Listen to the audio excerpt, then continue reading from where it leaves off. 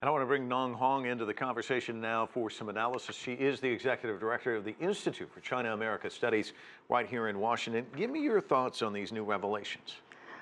I think we should not feel too surprised because China has been very clear and never denied the fact that the facilities and construction on this feature is going to be used for multiple purposes, like increasing the living condition, providing public international goods. And in addition to that, they should be prepared for defense purposes or military purposes. Let me ask you about the bow and arrow analogy. Is that an apt description, do you think? Which one?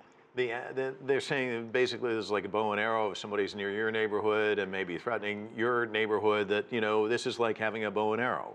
I think all these countries, from the defense perspective, they should be well prepared. And I think this is a strategic goal, a military goal for all these countries to be prepared for potential threatening of national security. So I think China's reaction and China's action on these features, and it might be a little bit big compared with other countries, but if we can take Vietnam as one example, it's also doing very similar military construction on those features they occupied.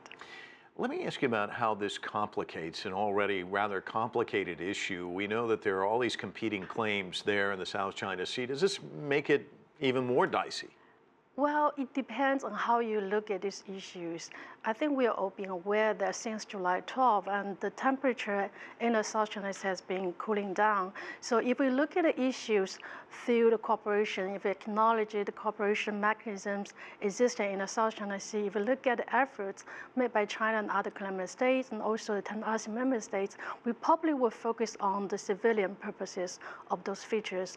But if we look at the issue through the words of conflicts, tension, probably would focus too much on their military purpose of those infrastructures. Negotiated settlements about these islands, do you think that's anywhere in the near offing, or? I think everyone is moving on. And although we have gone through a very difficult time through the last 3 years due to arbitration case, but I think the countries have very strong political will, including China, including the Philippines, which have been, we see a lot of progress.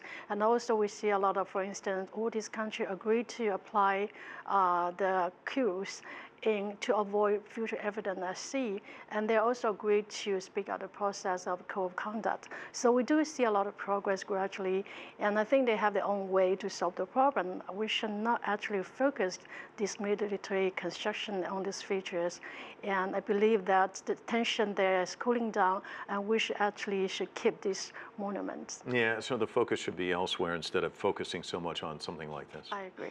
Nong Hong, thanks so much for coming in. Appreciate it. Thank you.